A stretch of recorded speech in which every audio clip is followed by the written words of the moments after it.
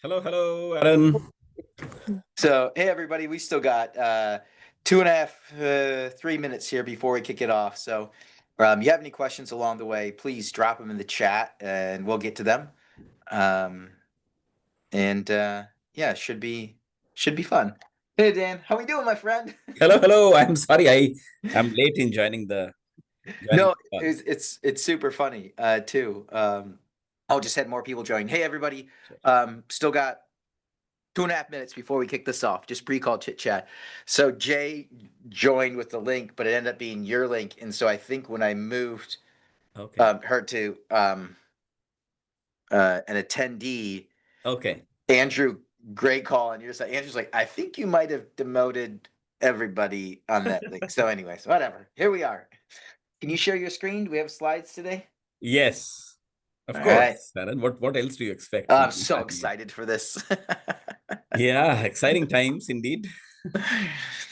We were just in in Chicago last night, moderated a dinner around AI, agentic, and Hmm. all this fun stuff that's going on. And it all goes back to the data, man. It all goes back to the data.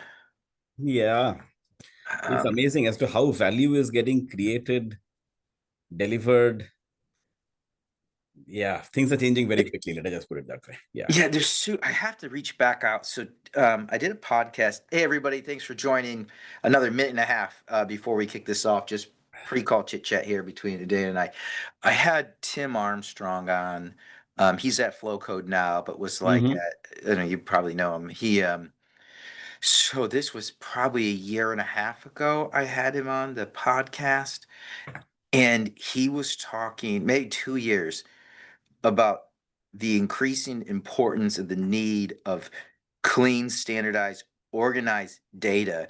yeah, And his company Flow Code, that's one of the things that they were focused on. So it's like a QR hmm, company, but it's not just that. It was hmm, using it specifically to help brands get clean first party data into yeah, the system that they've opted into then communications and all this other stuff. And they're still out there. I mean, they're crushing it. But you have like these yeah, people that live in the future and they call it 2 years ahead of time. It's awesome. Anyways, anybody yeah, wants to go check out Flowcode, it's more than a QR code company. But that, I mean, back in the day, that's something that they yeah. struggled with. So, oh, hey, you know what? It's here. I think it's 4 minutes after the hour. Let's go ahead and kick it Sure. off. Sound good? Absolutely. All right. Looking Well, forward. happy Thursday, everybody. My name's Aaron. I'm the co-founder, managing director here at BWG Connect, giant networking knowledge sharing group. Kicked it off over 8 years ago now. And I spend the majority of my time talking with brands and organizations around their biggest pain points and what they're most interested in. And then just networking and knowledge sharing and helping people out, make different connections, whether it's at brands or helping them with service provider selection or partner selection, whatever it might be. But a couple things. When the same topics come up over and over again, we host an event like this. We do a lot of dinners. If you're going to Unboxed, let us know. We're doing a dinner there. Um, but we also do a lot of these webinars, and all of these topics come from the brands, the organizations that we're working with. Also, the people we get to co-host and sponsor any of the webinars or dinners are those companies that come highly recommended and have been vetted out by over 30,000 people in the network. And so we've got a great base. And so today, a couple of these topics. One other thing of housekeeping before we get started: drop any questions you have along the way into the Q&A, and we'll get them answered as soon as possible, or I don't know, as quickly as possible, I guess is the right way to put it. But today, beyond the core, I don't think anybody's surprised that we're talking about agentic commerce and what's going on in this space as a whole. Tons of different announcements. But Dan, I'll kick it over to you if you want to do an intro on yourself, NetElixir, Sure. and then we can jump into the content. Sound good? Absolutely, absolutely, Aaron. Thank you so much for having me. I know this is not really a conventional topic for us to really co-present on and discuss the possibilities, specifically during the holiday season. So, with the holiday season, momentum has been picking up quite dramatically over the last few weeks now, and we felt that rather than just sort of going into the same trend discussions and the holiday forecast, which we have done consistently with BWG now for, I think, about 7 years now. We Yeah. felt that I think this is a topic which really needs immediate attention as such. So, and hence we are trying to figure it out. A bit of a disclaimer on this one, Aaron, as we know that this space is evolving at a very specific, quick space, right? So I think this may be just a part one, let us say, or maybe 1A effectively. And I think there would be a lot of questions. But what I really hope to accomplish in this conversation that we have is at least sort of get the awareness about what is agentic commerce and why should the businesses really focus on this, and really ask a lot of questions, because hopefully over the next few months, I think many of these questions will become very clearly answered in different ways and so on. So I think that's where I think if we are able to trigger some sort of that thought process and that conversation, I think that will be time well spent. Let us just put it that way. So with that, a little bit about the company and the agenda first. This is what I was hoping to discuss with you, Aaron. The first is a little bit about the company. I have to start with search, shop, buy in the agentic era. So we are a digital marketing firm. We have been around for almost 22 years now. So we complete our 22nd birthday is on the 26th of Jan. So coming up pretty soon. So we would be probably one of the oldest independent digital agencies, which has been able to navigate, I don't even know what, 5 waves of digital, or I don't even know as to how many, lost count of that. Uh, Through the agentic commerce part as to why should e-commerce businesses care, I think we are super excited, done a lot of research, and really every day I have had 2 CMO calls in the morning, uh, only specifically talking about this topic. So there is a lot of interest in this area as well. What should you do now? So I think just some initial tips. Like, again, all of this is just very initial part one, let us say. The future of commerce as we see it, as well as NetElixir, because I think things are changing quietly. And I have 2 very radical slides, Aaron. And I think the idea here is not to scare anyone, including the Googles and the Metas of the world. But this is basically what we are forecasting as to what we believe the digital marketing ecosystem would look like maybe in 5 years from now, 2030. And what would the e-commerce ecosystem look like in 5 years from now as well. So that will be exciting. And I would love to sort of get your thoughts and POV. Uh, I'll talk a little bit one slide on how we can really help, because as an AI first digital agency, we are constantly collaborating, partnering with companies to answer some of these questions, and just sort of quick wrap up at the end. So a little bit about our company. We have been around for over 21 years now, and really e-commerce, digital marketing, B2B digital market. So think of anything e-commerce, B2B, B2C is the area that we have really specialized in. We have really built our own AI marketing experimentation platform. This has been an interesting ride. So, I mean, effectively, it's our own AI ML platform. So it is not that we are a user of AI. In this case, we are a producer of AI. So we have really built our own AI platform. And the idea here was that we saw a lot of marketing dollars getting wasted, really chasing every customer that you can really find. So new customer acquisition, we are trying to help businesses or our clients redefine it as new high value customer acquisition. And we do it by answering some strategic challenges. Like, for example, one of the companies, car parts, we were able to already reactivated about 1100 SKUs, which have never sold from the site and so on. So AI, when applied well, can be really powerful. And I think we are proving that firsthand. We are very fortunate to have premier partnerships with UPS, Google, Microsoft, Meta, all the channels essentially. And we have our own foundation as well, which supports the education of high school and basically college education of underprivileged girls. We currently are supporting the education of 52 girls in India, and really helping them dream of a better life. And why brands choose us? This is, I think, car parts as CMO's sort of a testimonial, so as to say. I think overall, I think we have been able to question and help businesses reimagine and rethink. And that is probably one of the big reasons why our NPS score, or net promoter score, is actually almost double the industry average of 43.4. So something we are really, really extremely proud of. This is the foundation. Anyone is interested in knowing more about the foundation and the work that my team is really sort of doing at the grassroots level, feel free to scan that QR code. But a little bit about me. I am very passionate about really the intersection of academia and the real world. So I am also fortunate enough to be an innovation fellow in Columbia Business School, and did some guest lectures in Cornell, Baruch, and Indian School of Business as well. Love to connect with all of you. This is my LinkedIn.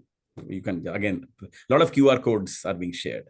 But let us just dive right in. This is more of a search, shop, and buy in the agentic world. The reason I started with this search component, as we know that search has now pretty much for the entire existence of the doorway to the internet. How do you really sort of get into the internet and access sites? It is through search. But that particular thing is itself going through a bit of a change, right? Just think of it. I mean, how many times have you seen a verb completely change? In this case, we are seeing that evolution of the verb. So search is moving from passive searching into active co-creation, more of having a conversation and an assisted decision making and so on. So you can really call it ask, prompt, generate, refine, anything essentially. And this is a book, I think I have referred this book by Professor Ethan Mollick of Wharton earlier as well. But good foundational stuff in terms of as to where this world is moving to. Because when you are accessing the internet, that's how your customer really gets in and gets to access the internet. And I think that itself is going through a big change. This is just a quick to help you understand. So effectively, pre-Gen AI era, and it's so interesting when I say pre-Gen AI era because ChatGPT hadn't been even launched 3 years back, and Baron. So it was launched on the 30th of November 22, and we are today on the 6th of November. So the ChatGPT has not really been launched at this point in time 3 years back. And here we are talking about a massive disruption with almost 10% of all the searches already being exploratory or conversational searches, or let us say AI-driven searches as such. So that is itself is why I'm talking about this huge change in the verb, or a massive shifting of the human behavior as well. But it's so true, right? I mean, yeah, how quickly ChatGPT is impacted overall Google search, and then how people use ChatGPT. I'm obviously Perplexity or Rufus or whatever right. they are out Whatever there. it is, yeah. ChatGPT, I'm going to use holistically right now for the LLMs. The interaction is completely different. Yeah. And if you think how it didn't change, I'm totally there with you. For Google forever, decades. Yeah. And in under 2 years, 10% fundamentally has completely changed. Yeah, absolutely. Now, if you think of it, I'll probably geek out for 60 seconds. I can afford to do that with you, Aaron. But it's if you really look at the concept of search, right? We sort of went in and we typed in a particular query, keywords, whatever you may, right? So it was we typing in something and then Google producing a list of all of those sites, which we call the search engine results page. So that was typically the step in terms of you are searching and then you are really having to go through individual sites. So you went to each site, checked out whether it really sort of met your expectations or answered your question, and so on and so forth. But what really has happened in this conversational mode, let us say you are searching something, I am searching using exactly the same thing. But the overall response, and again, we are using ChatGPT as a very holistic term, right? It can be Gemini, it can be Perplexity, Claude, whatever it may be. So the first synthesized answer becomes extremely important. And the first synthesized answer is likely to be different for Aaron compared to me, just because there is a lot of context that particular AI engine really has about Aaron, and which is very different from the context it has about me. And that's where fundamentally it really is leading to an explosion of the number of search queries theoretically, right? Because you are suddenly directing every person onto a different path based on just the first synthesized answer. So something to keep in mind essentially, right? And then you really engage in a conversation. So let us say Aaron is searching for hotels in Princeton, and he sort of just gets into a conversation, right? And there is a certain flow. At the end of each flow or every response from, I'm just using ChatGPT, there is this concept called nudge. Nudge is, these are the different options. Do you really want me to find out more in terms of the pricing or the type of the room or something? Maybe what are the different attractions in Princeton and so on and so forth, right? So there is this nudge. The interesting component, and I was discussing this with she just completed her PhD from Vienna, University of Vienna. And we were discussing, she has written a fantastic paper, which talks about how important and how powerful these nudges are. So essentially, the AI bot is essentially directing you down a path which you may think you entirely control, but very clearly, after a span of, in the last 1 year, what has happened is we are seeing a much higher belief and really sort of willing to go ahead with the nudges which are being shared by GPT. So if the GPT is saying that, would you want to do me to sort of find this out for you, right, as an assistant? But we are seeing a big chunk of people essentially just go ahead with, yeah, please just go ahead and do that, right? Just go ahead and do that, right? So essentially, it's a little bit of an influence behavior as well. And the reason I wanted to emphasize this, it's important for you to keep in mind when we talk about agentic, these two concepts I really wanted her to present it. The first is the first synthesized answer, which is going to be very different for you compared to me, just because of the context. The second part is the value and the importance, and I would actually say the dependence of humans on those nudges by the AI bots. So at some point in time, I think we will see something called nudge economics come up, right? Because there was a very interesting research which was published, I think, by the Walmart group. Effectively, they were already seeing that lot of AI bot searchers, let us say, who are using those AI agents to search for a product, they are more likely to trust their recommendations compared to even their friends, which just sort of just blows my mind, which is just incredible. And it has been what, a little over 2 years, let us say, since the technology has been there in the full form. So the speed at which this really has evolved to making humans depend on this, I think, is unprecedented in the history. And that's to an extent the scariest part. That's convenient, obviously, but convenience plus there is a bit of a fear and the scare component as well. Well, I mean, yeah, I mean, this old adage, hey, if it's on the internet, it must be true. Ha ha ha. Yeah. That's where these LLMs are harvesting the data from, and there is this over dependent, I don't know, this tendency to just inherently trust the answer that's there. Exactly. But two things come up if we can go down maybe a rabbit hole, and if we don't get through all of this, and we just do another one where we capture it on the podcast, just so everybody knows, we're going to drop this out to YouTube. If you want a recap, I can drop it into Otter. I'm going to do a newsletter on this where we recap the key takeaways. So we're going to give you access to as much of this recap of this conversation as possible. Is two things come to mind. One, and it is the first is showing up then, right? Agentic in these situations does not matter if you're not showing up. And that's where you're not people even want. showing up, then doesn't matter. You're out of the equation. And then the next one is on the paid media side and how they're going to monetize it. Do companies monetize the nudge, right? Hey, would you like me to look more into Charmin toilet paper? Exactly. And I will actually sort of have a particular slide exactly on that, because that's the reason I wanted to bring up this concept of nudge economics for everyone to keep in mind. Sorry, I may sound very professorial, so please feel free to stop me at any point in time and ask questions, but let me sort of keep going. So this is an interesting one. So this is essentially, I think, the ChatGPT 800 million. The interesting part is these 800 million monthly actives beginning of the year was about 330. So it has grown by about 2.5 times. While Google, the regular traditional search is at still about 16.5, it was 16.5 billion beginning of the year as well.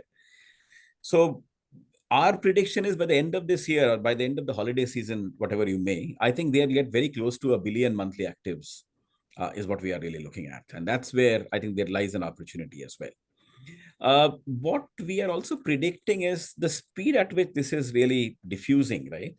By end of 2026, it is our belief that 1/3 of all the searches will happen in chatbots. And that's a huge number. It's almost like 1/3 of the searches happening in chatbot. But what are the implications for businesses or website owners, let us say, from this perspective? This was a very interesting insight from the Pew Research Center. If you really look at the third graph, I mean, the second and the third are both interesting. The second one is they have really analyzed those Google pages which have AI summary or the AI overviews at the top, and the Google pages without the AI summary. And if you really look at it, when the AI summary comes up, people are a lot less likely to click on any of the links, right? Traditional links. So it's like 15 goes down to 8, like 50% lesser propensity to click on a link to go to a website. So you can imagine, right? I mean, typically about 62% of an e-commerce website's traffic comes or is referred by Google or Google or let us say Bing. And if that's 62%, and this is thankfully happening only with the informational queries primarily. So you suddenly are seeing a lot fewer customers or potential customers come to your website, right? The next one is equally interesting, the one that I've marked in the red box. They end their browsing sessions. I mean, 26 out of 42 essentially end their browsing sessions right there. So keep this in mind, because I'm just trying to build a case essentially, right? So people are really dropping off the engine or the, let us say, the search page or the AI search page, and they literally end their browser. So that's, I think, the first piece or the second piece of stat. The third piece of stat is there are 50 million shopping related queries which are happening on ChatGPT each day. This report came out, I think, a couple of weeks back. Yeah, probably. So 50 million shopping related queries are happening each day on ChatGPT. And they see these things that a significant chunk, 26 out of 42, are likely to end their browsing sessions there. So if you were Sam Altman, why would you not integrate the entire search, shop, and buy situation and put all of this within the bot, right? And that is exactly what is really happening. We also saw the Shopify, this report literally came out yesterday, Aaron. Shopify said that the AI traffic has gone up 7x, conversions are up 11x. And we are seeing not only all of this stuff, but giants like Amazon, which had never been bothered by anyone else, suddenly suing Perplexity over agentic shopping tool, because through Perplexity's Comet browser, effectively the agent comes in and it really sort of goes in, finds out, does the price comparison, buys the stuff, and goes away. Right? Now, that's a massive risk for Amazon, because all said and done, as humans, we have a certain limitations. And the biggest limitation that we have essentially when we are dealing with this is time. Within that time, whatever search we can do, whatever products we can buy, we go ahead and buy that. But if you are really delegating that work to agents, then it really becomes a very different sort of economics, right? So there is no inefficiency in that entire economic dealing. It becomes a very perfect economic model. Someone comes in, they are doing the perfect search, they're able to analyze and check all the tools and really review through this, buy and done, right? So please understand that all of these things I am presenting to show how important agentic commerce is going to be for all of us in the e-commerce world pretty soon, if not now, essentially. So Yeah, that's I mean, from where the I really Amazon, wanted to use this to just welcome everyone to the agentic commerce world. But anyway, sorry, please go ahead. no, I was just thinking from the Amazon standpoint, Yeah, for the longest time, what they've desired is to get you on the site and get you to convert as quickly as possible. yeah, yeah. Well, the quickest possible route for that is actually these agents coming in. The issue then would be the advertising, which is where they're making so much money, You're the right? whole Obviously, point. there's Yeah, AWS and all that other stuff, but advertising obviously is a massive revenue stream. And yeah, when you just have an agent, what happens to that when yeah. there's no impressions and there's no Nothing. additional sales? Yeah. So advertising is, I think that's a very, very valid point, Aaron, but also think of the perfect economics, right? Because within a specific time, as humans, it really becomes very complex to compare all of this. You wouldn't really sort of build an entire Excel sheet to compare all of these. I mean, no one does that, right? And as a result of which, there is a lot of inefficiency which creeps in our shopping, right? We may not really have the best option, best choice, etc., etc. But if agent knows as to what your buying intent is, what are your preferences, knows your context, and fits in the perfect target, it becomes perfect economics world. So not only does the agent not even respond and bother about the ads, they don't need to, but they are able to do that comparison literally within nanoseconds, and they are able to make the purchase and leave, right? Now, one is the advertising part. If they are leaving within seconds, advertising, what happens to that? The second component is the perfect economics. So there is no inefficient, the human inefficiency in the buying process is not there, or the shopping process is not there. And the third component is even in the buy component, essentially there is such a connectivity created that, I mean, specific things like even the concept of retargeting, etc., everything has to be rethought of when you really look from that perspective. And it's just a very complex, interesting world altogether. Does the whole website have to? So if there's an agent, do you need the interactive experience of a traditional website, or does everybody have two websites? One for people to go on and look around and browse traditional manner, and the other one is just a direct plugin where the LLMs can do the perfect transaction, maybe straight into the ERP or whatever. That's a great thought. The only thing is, remember, this is all horizontal AI. Horizontal AI, I mean, you can't really hide your first website and tell the agent that go to my second website. So your agent, your overall website or e-commerce infrastructure has to be such that it has to be human friendly as well as agentic friendly as well. And Okay. that's what really makes it very complex. And all of this we are discussing, Aaron, as we sort of know, because OpenAI launched in-chat shopping inside ChatGPT. Currently, it is only limited to the US. The users can now discover and buy products without having to leave the entire chat environment. It is currently single item checkout. The company has said that within the next few months, they'll have a multi-item checkout as well. Then the Etsy is already launched. Shopify support should be coming soon. And they've said that it will be connected with millions of Shopify websites, I think is the exact terminology in the press release. And it is powered by Agentic Commerce Protocol, ACP, with Stripe. So it's a very secure environment with Stripe is how they are making the connection. Currently, it is organic product listings only, so there are no ads yet. But this is, I think, the reason we are having the conversation, because you're right. I mean, those are the questions which is there on everyone's mind. Do I need to have two websites? If I have one website, how do I really make it agent friendly as well? Because earlier I had to think about the user experience. Now the user is a human as well as an agent as well. So it's an interesting piece. But I really wanted to build the case as to why we are doing this. Again, let's quickly go through this. Massive reach, 800 million plus active users, as we have talked about.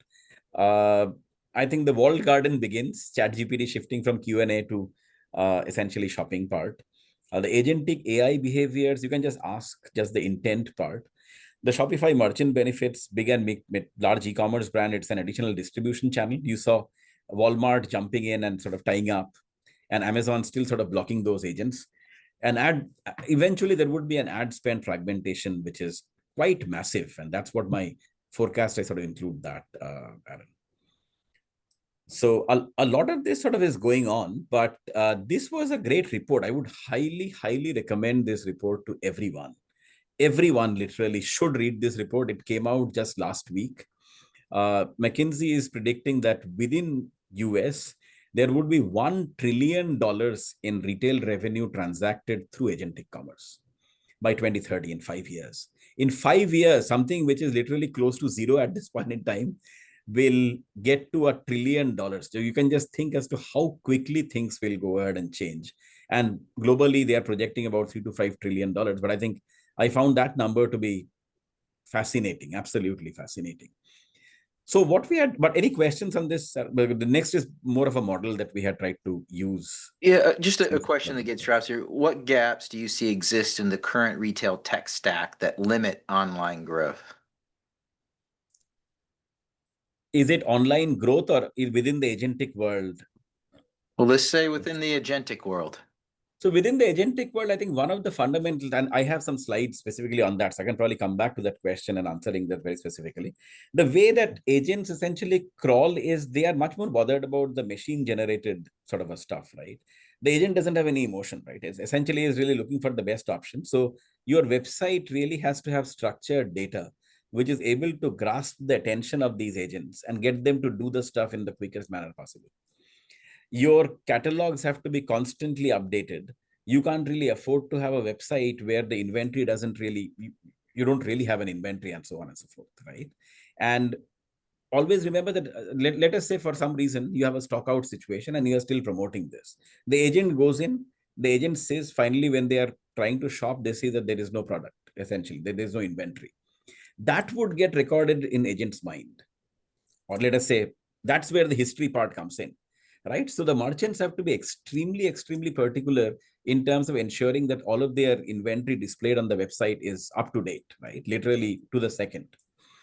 So all of these things, the structured data, how do you really sort of go ahead and grab the attention of the agents? But once you have the agents there, ensure that you really have the latest catalog and stock, etc., is right. Any promotions that you are running is right. So you can't really, in many cases, we have seen that the promotion which are being run by merchants essentially does not really match with what is there on the website. Now, anything which really creates a gap between the actual what attracts the agent and what they are essentially getting from the website is a negative. And that will get stored in the agent's memory. And so it is a difficult world, let us just say, Aaron. Because suddenly as humans, we really have to ensure that we are very perfect in terms of sort of managing all of this stuff well. So in fact, we had taken a stab in terms of as to what are those industries, and that I really want to call out because I know we have different industry execs sort of joining today.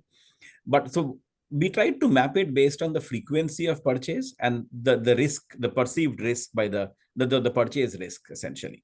So if you really look at those categories which are high frequency and low risk, right? Let us say high frequency, grocery, beauty products, personal care, and all this stuff. But the risk is low. I mean, you are sort of buying more or less the same thing. You can't really go too wrong if the agent doesn't really pick the right thing. They would be ideal for agentic commerce. And essentially, our bet is in the next 6 months, you will saw a huge progress made by companies which are in those segments when it comes to agentic commerce. They will, because there is a natural fit, right? You don't really have to think too much, and there is not much of a risk. There are some high frequency, high risk.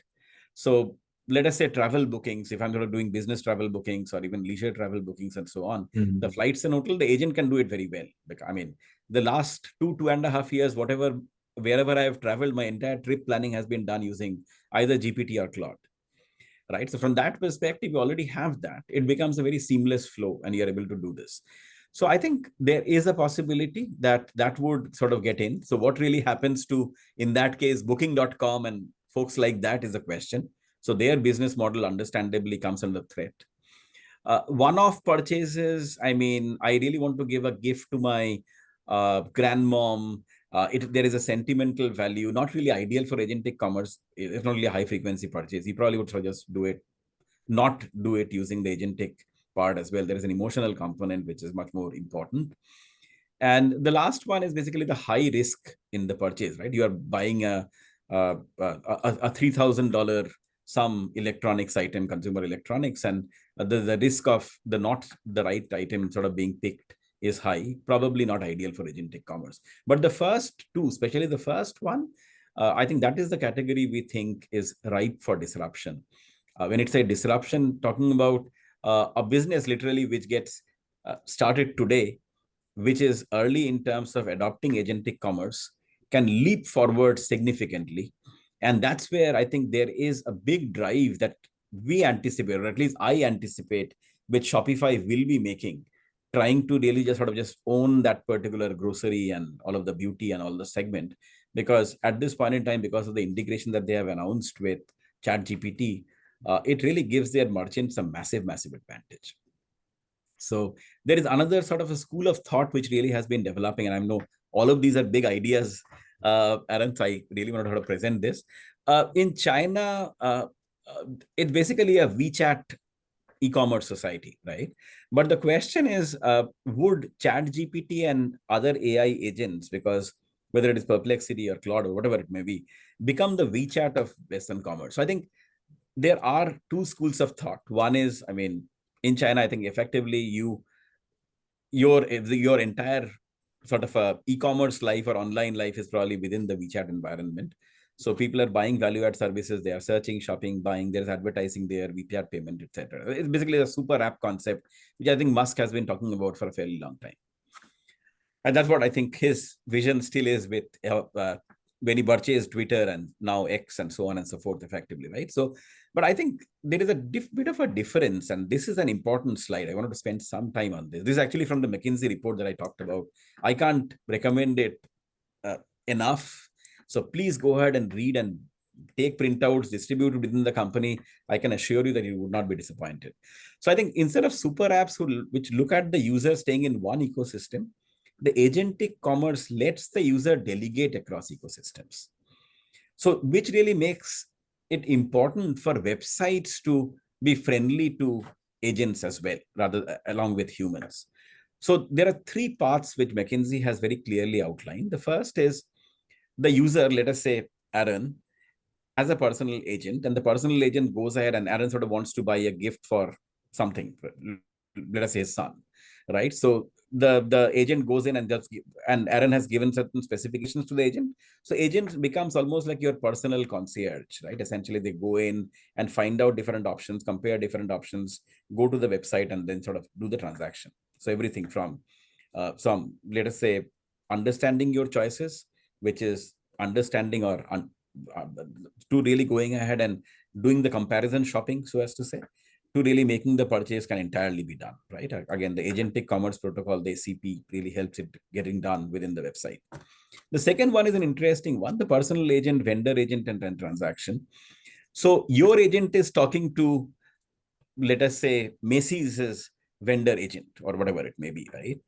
And then, and bear with me, it may sound a little freaky, Aaron. So essentially, they negotiate. If you were to sort of buy a bundle, can you really give me a discount? Right? So just think of it. This is not some science fiction. This is actually going to happen. So your agent goes to Macy's, creates a shopping cart, and does negotiation. It's almost like bargaining negotiation. Can you really give me a bundle price? So Macy's says, yeah, I can really give you this. Now, at that point in time, the bundle price, the bundles that you are creating are going to be extremely important. So another piece that I would sort of say to the question that we got, Aaron, is it's very important to think of your website in terms of what are those user bundles or what are the product bundles which your consumer is essentially likely to order from your site. Very important question, right? When you're really building for an agent, just think that their agent would really want to review the bundles, and hopefully, I mean, I think with the way, with whatever it is, the GPT environment, et cetera, they're buying those bundles, right? Maybe a gift set or whatever it may be. So that's the other piece, which I think is an important component. The third one is a bigger one. Let us say I want to do a restaurant booking. So effectively, something like my agent sort of goes in and talks to OpenTable. OpenTable goes to different vendors, right? Restaurant 1, 2, 3, 4, 5, and finds out and give me options, and they do the booking and all the stuff. So this itself is a crazy view into the future world. Because you are talking about massive level of complete value shift, which is happening in this entire ecosystem. Yeah, well, a really good question comes in. Will an agent not know to bundle several standalone items together, or is a pre-made bundle necessary? I think, so again, you have to really cue and inform the agent, right? So there are two choices. One is the agent, which is pretty much the first one, the agent to the site, and they sort of curate and sort of build the bundle. But based on those patterns, if you have an agent on your site, they understand as to what are those buying patterns, and you can really keep those bundles ready. Because at the end of it, the agent's job is to get the job done in as less a time as possible. How quickly can the agent complete the job? So it is not necessary, but I think it is advisable, is very clearly what I would recommend. Yeah, it's a whole new world. It's just a completely new world we are really looking at. So what to expect? And these some points are pretty strong. I know, but this is like 2026, and the speed at which things are developing, Aaron, and we are still not in 3 years since ChatGPT was launched, and here we are talking about one agent talking to another agent and all the stuff. So I think that's where AI agents become increasingly responsible for discovery, comparison, and transaction on behalf of customers. The audience in media is no longer just human consumers. Very important for everyone to keep in mind.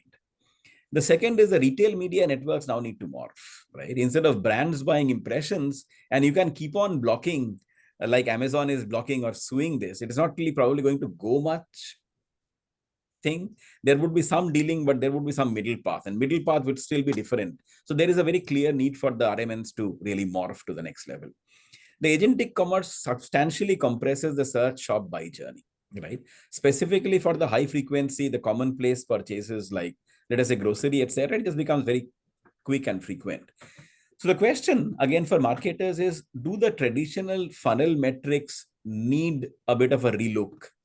Like, because impressions, clicks, add to cart are the conventional metrics, right? They have been the age-old metrics. They may actually matter less. Instead, we may talk about, are we able to engage the agent, right? What is the agent engagement rate? And again, it has not been defined yet. And this is just how I think about the future. I feel it would be significantly impacted by the experience which the agent has on your website. And that's the reason I keep on mentioning about the catalog stuff. I talk about the bundling, not necessary, but advisable, etc., because the agent would remember that. Because they have to complete a job as quickly as possible. Whose site do I go to? Where the inventory levels are literally on a real-time basis updated, where essentially there is no gap between what is promised and what essentially is getting sold. And effectively where I can sort of find the bundle, so I don't have to think about much, because I know my master, you, essentially, this is your buying pattern. So I really already know that. So do they already have something ready for me? So I think the agent engagement rate would be important, and agent conversion after the agent suggestions is going to be important as well, because they'll use that conversion rate to see effectively the marketers can understand whether their site infrastructure is agent first or not, or agent, I wouldn't say agent first, agent ready or not. So if agents are coming and not really buying from your site, that would be a struggle. So I think that conversion rates by agent becomes an important component. The loyalty may shift. And this is, for me, one of the most important and probably the most concerning part as well. The voice of the brand in the agentic commerce actually may be silent, right? What matters is how the agent sees your brand in its decision set. Are you really fitting into the decision set? And are you really helping the agent to complete or compress the search, shop, buy journey as much as possible? Which I think is an interesting one, which may lead to a shift in loyalty. And I would again call out that particular grid that I shared, where the high frequency purchase categories, I think, really need to start building their infrastructure pretty much today. So that's, I think, what, so I mean, what can you really do now? So this is what I was talking about, agentic ready. If you're on Shopify, prepare your catalog and checkout systems to plug into ChatGPT as soon as possible. If you're considering a move to Shopify, the time may be right now. So I think Shopify has made a massive master move in terms, strategic move, I would think, in terms of having this tie-up done with the Stripe and ChatGPT. Clean up the product data, hugely important. Structured descriptions, as I mentioned, real-time inventory, very clearly mentioned and outlined shipping and return policies will drive visibility and chat results. And remember, the chatbot will remember. That's my thing, which I can't really emphasize enough, that the chatbot will remember. Think in bundles. This is what I was talking about earlier as well. Create gift kits, starter packs, or seasonal bundles that an AI agent can easily recommend. Make it easy for the AI agent. Let me just put it that way. Track and measure everything. Track ChatGPT driven orders and Shopify GA4 when you compare conversion rates, etc. Because you really have to be. This is completely a new path for everyone. So, I mean, essentially, everyone is at the starting block, and everyone is starting now. So, if you really get into jumping in, helping people out with this, we are, yeah, and we sort of help sort of companies transition. We have really sort of built a partnership ecosystem and built our own ecosystem as well. And we have seen a massive surge in companies which really are asking for help. How quickly can you get us to Shopify, and then can you really help us integrate within this ChatGPT Stripe ecosystem as such? And then run a holiday pilot if you can, right? Because it may really give you an advantage, specifically if you're in this high purchase frequency category. So that's, if you're not on Shopify thing, again, we can really help you get to the Shopify part. But even within that, I think you really have to keep an eye on Stripe and Agentic Commerce protocol rollout beyond Shopify. But if I want to look at it, Aaron, this has been a master move. I think Shopify has really played a master move, which gives its vendors, which are, the customers, a massive advantage over others. Yeah. Yeah, I mean, if you just saw Estee Lauder, I think, just had a big announcement. They're dumping their platform and going to Shopify. Yeah. Question comes in: Does will WooCommerce not have a similar approach to what Shopify is doing and work with AI agents? Yeah, I think there's this concept of strategic clout. Shopify is probably 100 times bigger than WooCommerce now in terms of distribution. So who does ChatGPT tie up with? It ties up with Shopify, right? So WooCommerce may get there, I'm pretty sure. But at this point in time, they don't have the scale to really interest or get ChatGPT excited. And ChatGPT is unfortunately or fortunately the new Google of this AI search world. And that's what I think my personal point of view would be. Yeah. Do you have any advice? Great. Another question comes in. Do you have any advice for B2B businesses? I'm sorry, what? Do you have any advice for B2B businesses, the business to It's business? going to do the same thing. I mean, just think of this concept that the agent is going to come and compare, right? And I think B2B businesses have the same level of urgency. So, for example, we work with a large actually, we had first met them at the BWG webinar, a company called Linde. They are into chemicals as such. Oh yeah, yeah. Remember? So Gas I'm company. working with Yeah. John. Yeah. So we work with John. So when you're buying chemical, this is like a B2B purchase, and it's a very different cycle, right? Now we are seeing a same speed of replacement of their entire buying model there as well. Now, there it has become even more important because a lot of these terms which Linde is selling essentially is technical stuff, right? And an agent can compare those technical stuff a lot more quickly than any humans, despite the experience that you may have. And that's where I think the B2B is ripe for disruption on the agentic world as well. Yeah, I mean, if you're in the B2B space, Yeah, they've lagged behind just because of buyers and where they sit and what they're looking and the amount of interaction, the size, the payments portal. So they've lagged a little behind. There's another, it's a resurgence. We just did a webinar earlier around the B2B side and ERP, but they can't lag behind anymore. In this one, no. I think this is a huge leveling ground.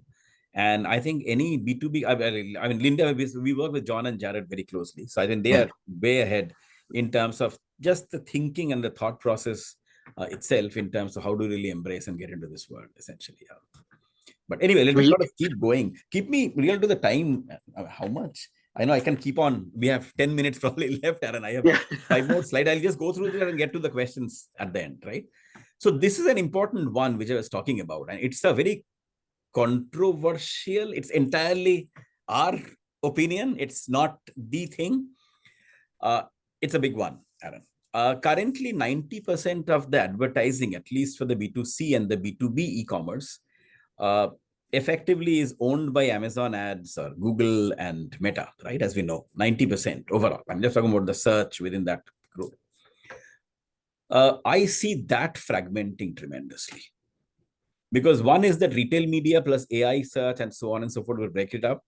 I expect Apple to finally wake up from its slumber. It has been extremely slow in terms of really embracing Gen AI, but I think that's an opportunity that they cannot afford to let pass.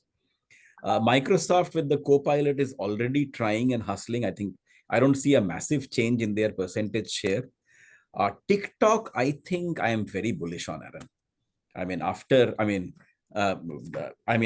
not considering any geopolitical angle on this thing. I think everything in a steady state situation. I think TikTok is going to be huge. Yeah, right now, just to that point, right now, 3 out of the 4 purchases actually end up on Amazon. Yeah.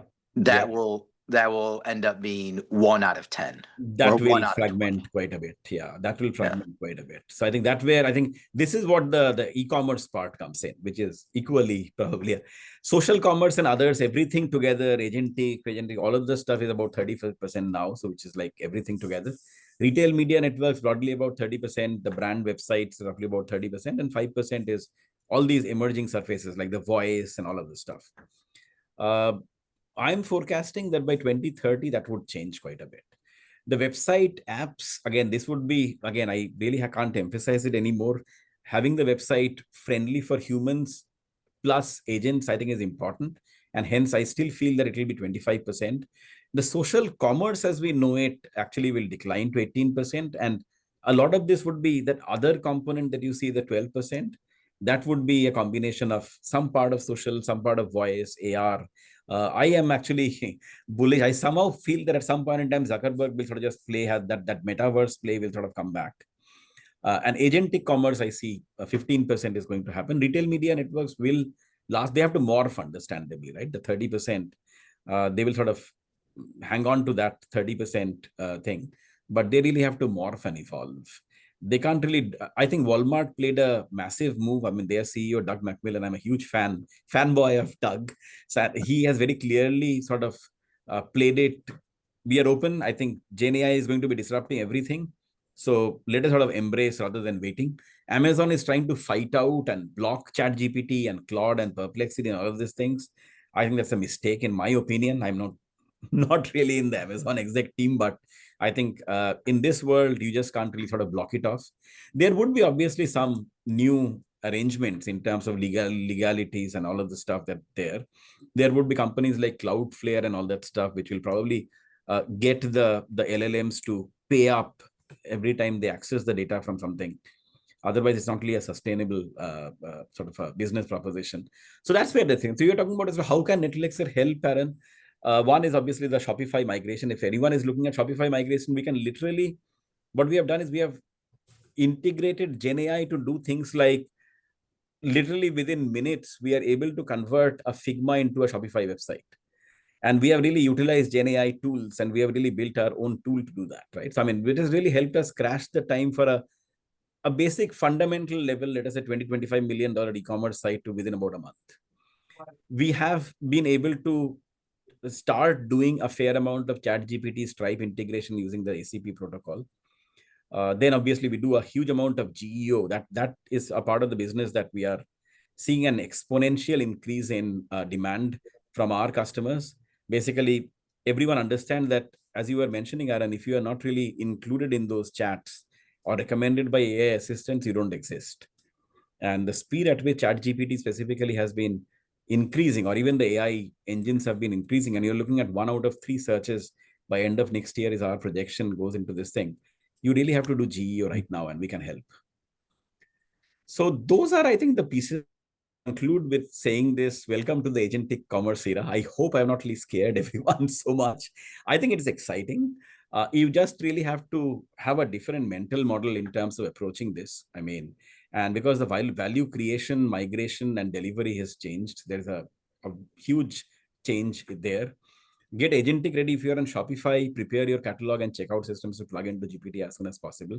Agentic commerce is rising fast, but platform control battles are coming. I mean, the Amazon thing very clearly shows, Aaron, that the platform battles will happen. So the success will really depend on how agile you are, how compliant you are, and readiness across the open and closed ecosystems. And we would love to really partner. I mean, we take a lot of pride in being an AI-first agency.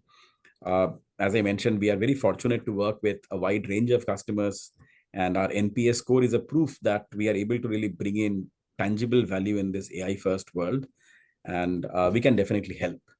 And I will want to really extend, we are pretty passionate about, I think Aaron knows about it, those of you who know us probably know about it, we are very passionate in terms of really the entire area of innovation and insights, because you really have to step out of the box and think differently if you are to hope to succeed in this e-commerce world. And I really wanted to use this opportunity to launch what we call the 9 gifts of illumination, a little bit ushering into the holiday season. And our first is basically a series of presentations which was done at our event, the X-Equals Experience, over the last 12 years. And the first one is by an eminent professor, the NYU Stern, their analytics programs dean, Dr. Anindo Ghosh. He has come up with a best-selling book as well.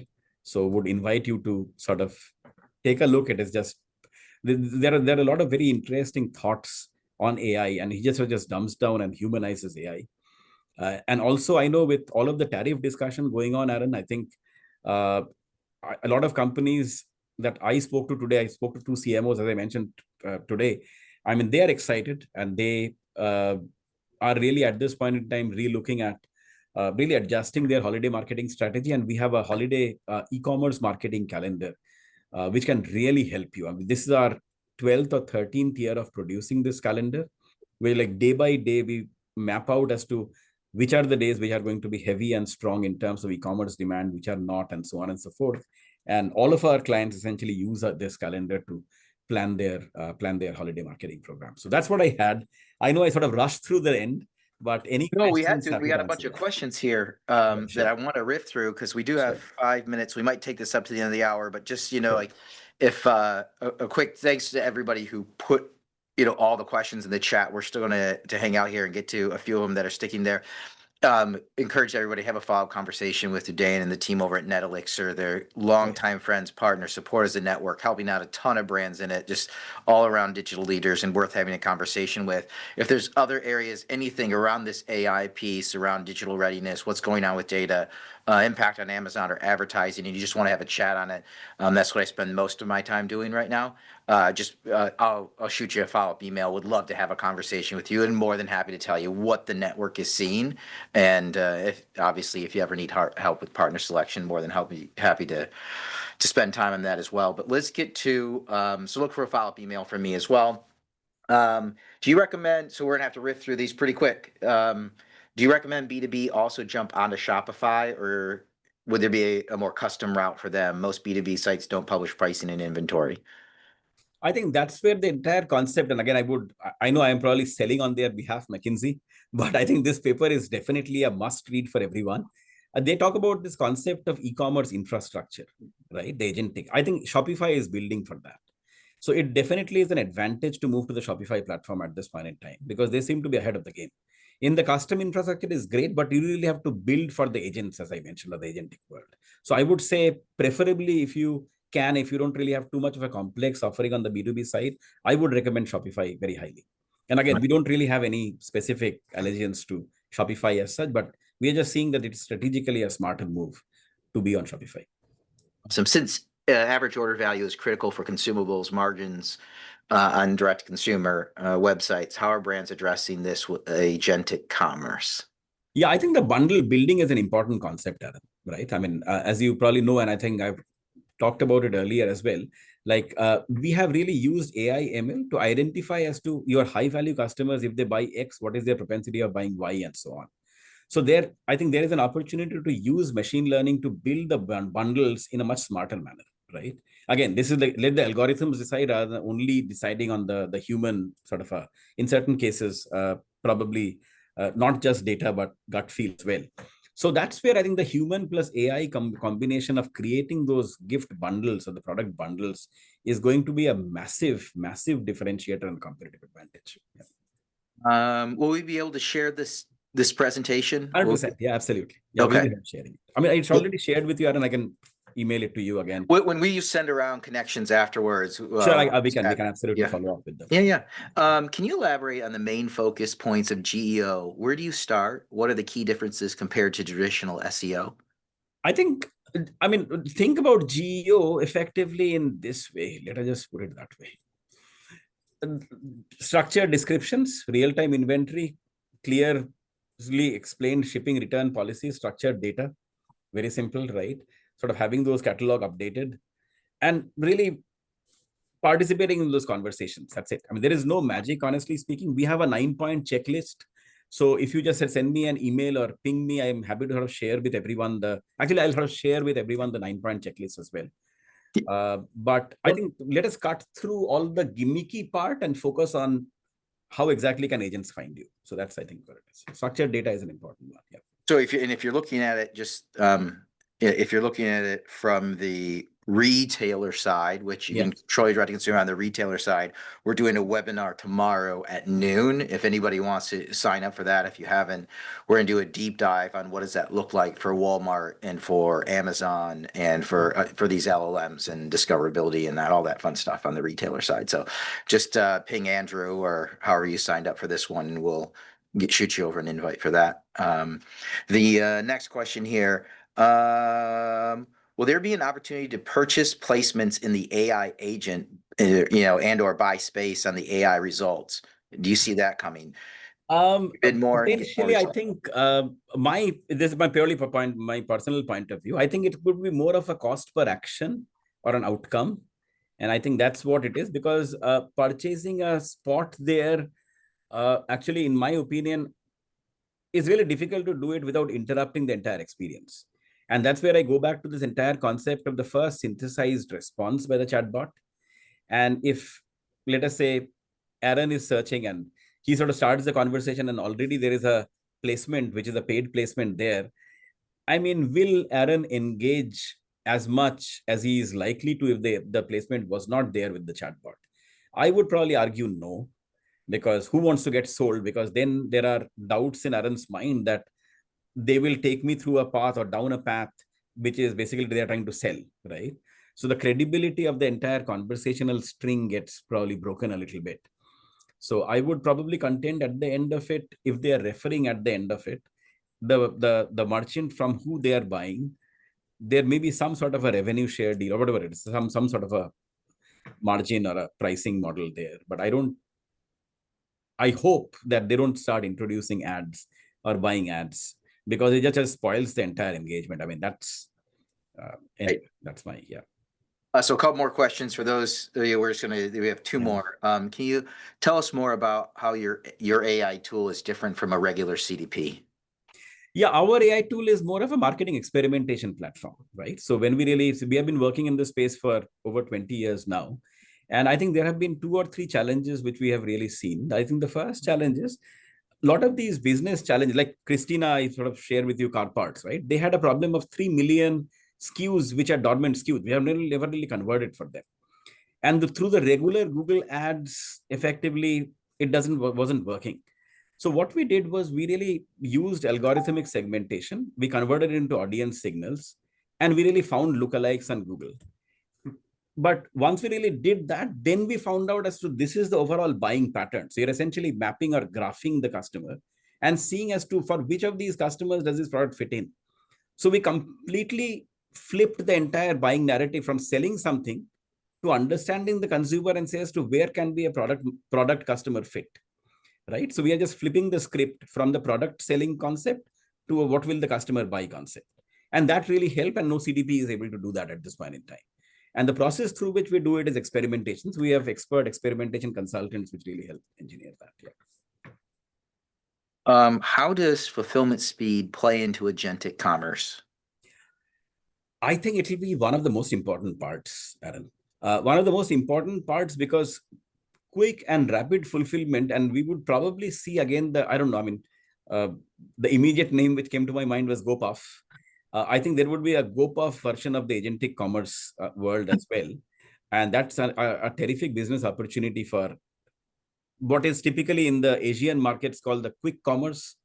So literally in India, the quick commerce has taken off. It currently accounts for about 20%, believe it or not, of the overall commerce landscape. So you can get whatever you are sort of buying anywhere in India within a span of 30 minutes.